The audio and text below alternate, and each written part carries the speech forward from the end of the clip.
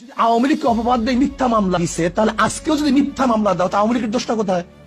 আওয়ামী লীগকে অপবাদ দিয়ে মিথ্যে মামলা দেয়া হয়েছে, আজকেও যদি মিথ্যে মামলা দাও তাহলে আওয়ামী লীগের দোষটা কোথায়? আওয়ামী লীগের পক্ষ নিয়ে এমনই মন্তব্য করেছেন চরমোনাই পীর।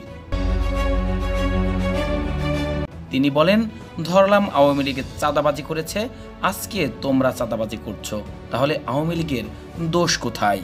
তিনি আরও বলেন, আওয়ামী লীগ জুলুম করেছে, অত্যাচার করেছে, আজকেও যদি জুলুম অত্যাচার করি তাহলে আওয়ামী লীগের দোষ কোথায়? আমি চাই না আওয়ামী লীগ করার কারণে কারো বাড়ি জ্বালিয়ে দেয়া হোক, কারো বাড়ি ভাঙা হোক।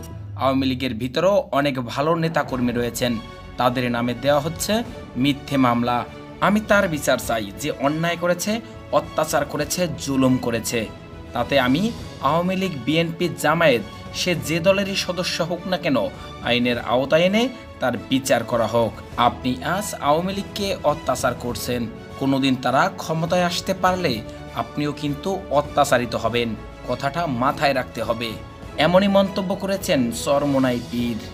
আপনি যদি তার মতামতের সাথে একমত হন, অবশ্যই কমেন্টস করে জানাতে পারেন। সবাই ভালো থাকবেন, সুস্থ থাকবেন।